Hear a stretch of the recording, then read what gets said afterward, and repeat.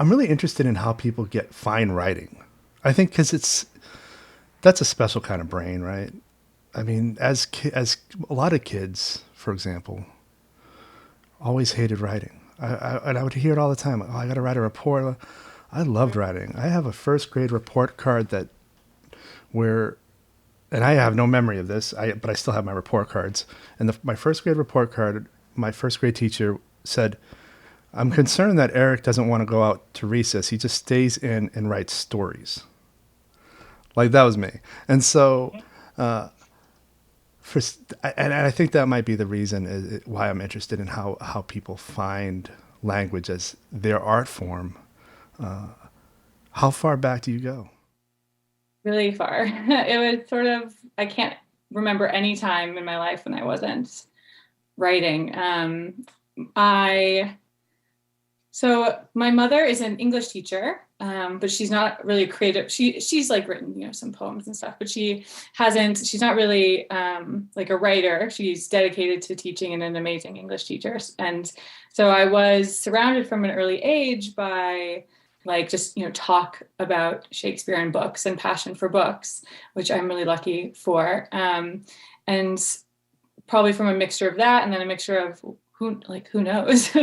I was writing these little like picture books and illustrating them when I was like 5 years old and, or I guess 5, 6, and like these horrible, like they're, almost illegible scrawled picture books and like putting them in a little wagon and like selling them door to door in my neighborhood. I wish I still had that, whatever that moxie was of going door to door in that publicity way.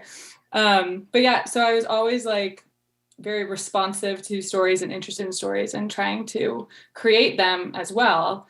And then I kind of wrote, fiction was really always what I was drawn to the most. And I wrote things sporadically through high school. And then where my two sort of like paths, I guess, diverged in the woods or for the woods, noun last name joke, was when I went to undergrad. I had applied to a few schools where I would have majored in English. And I also applied to Emerson College, where the major was writing, literature, and publishing. So I ended up having a creative writing focused undergraduate degree as well. Sort of, it could have gone either way.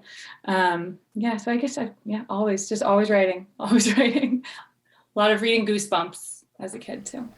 Yeah, I appreciate that hustler mindset that you had back then. As a wee child, with a wagon. Yeah, I haven't heard that one yet. That's pretty awesome. I think only my preschool teacher who lived on the street bought one out of pity. I was like, they're for a dime. Yeah, I mean, pity sales are really important when you're young. They really are. They're important now too, I think. Oh yeah, absolutely.